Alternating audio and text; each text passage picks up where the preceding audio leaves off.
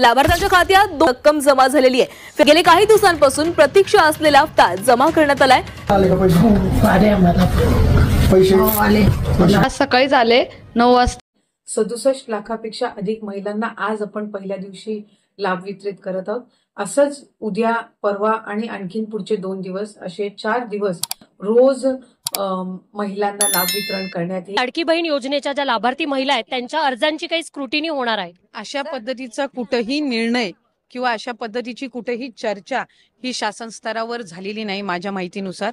त्याच्यामुळे अशा पद्धतीची कुठलीही स्क्रुटिनी किंवा फेर चौकशी किंवा कुठेही काही अशा पद्धतीची फेर तपासणी असा आदेश काही शासनाने काढलेला नाहीये।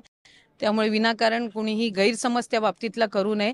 ज्या पद्धतीनं ही योजना राबवली जात आहे, महिलांना लाभ मिळत आहे, त्यामुळे अधिकाधिक प्रभावी पद्धतीनं ही लाडकी बहीण योजना पर्यंत अशा पद्धतीची कुठलीही तक्रार आलेली नव्हती।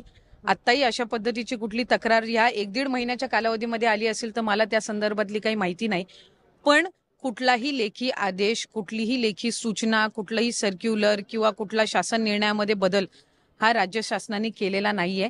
त्याच्यामुळे अशा पद्धतीनं कुणीही गैरसमज पसरवूही नाही आणि कुणी करूनही घेऊ नये। पण आदितीजी, अनेकदा असं होतं की योजनेचे जे निकषाबाहेरचे लाभार्थी असतात त्यांच्यावर जनरली कंट्रोल केलं जातं किंवा त्यांचा जो निकषाच्या बाहेरचे ज्या केसेस आहेत त्याचा एक पुनर्विचार केला जातो। काही दिवसांपूर्वी मुख्यमंत्री फडणवीस सुद्धा याबद्दल बोललेले होते, तर असं काही विचार आहे का? नाही, खरं तर आपण जर आज लाभार्थ्यांची संख्या बघितली तर ती 2,35,00,000 पेक्षा अधिक आहे।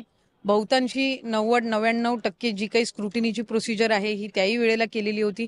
बऱ्याचशा वेळेला डीबीटी आम्ही करत असताना जर एखादी कुठलं फ्रॉड आढळलं तर ते आम्हाला त्यावेळेला लक्षात यायचं आणि तशा पद्धतीनं ते डीबीटी थांबवलं जायचं।